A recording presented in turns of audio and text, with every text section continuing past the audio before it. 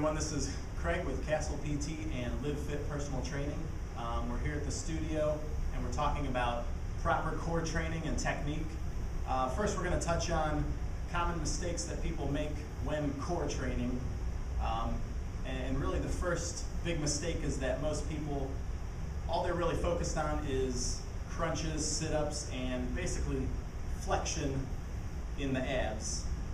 So a basic example is just a crunch, a simple flexion of the spine. The problem with continuously flexing your spine in that manner is over time, doesn't matter if you can do 1,000 to 5,000 crunches in a day, you need more of a complete training around the whole core, including the obliques, the lower back, the real deep transverse abdominis, the real deep abdominal muscles that really support your spine. So instead of always focusing on bending and moving at your back, we're going to focus more on resisting those movements to create more stability rather than strength going in any one certain direction. And that's going to promote much more of a balanced strengthening of the core, toning of the core, and overall really actually a much better workout than just sitting on the floor and doing crunches, because honestly you can't really relate that to many things that you do in life. So I have Mark here from Live Fit Personal Training, the owner, and he's also a registered dietitian. So we're just going to give you 3 basic movements that are more stability movements, and hopefully it's something very different than what you're used to seeing.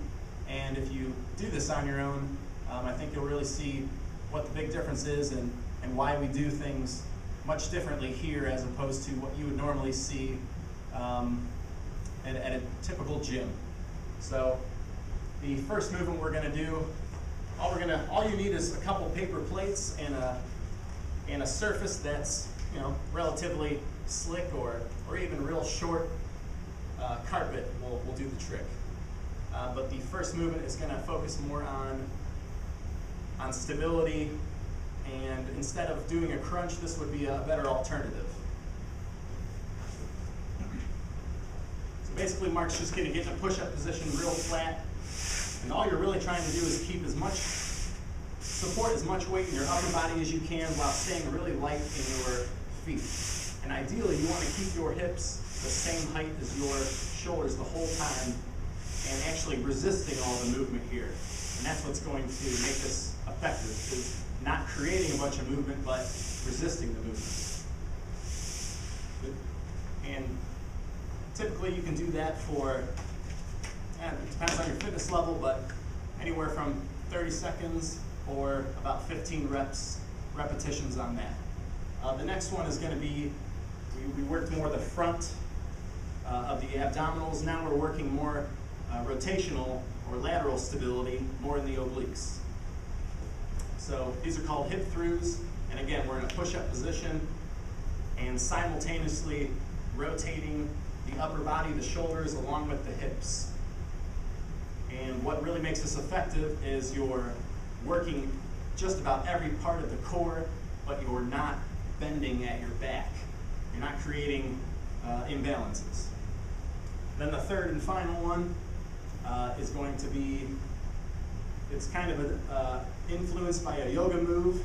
If you're familiar with yoga, it's very similar to the up dog, but we're going to take it one step further and extend throughout the whole body and keeping one leg off the ground, alternating legs every time.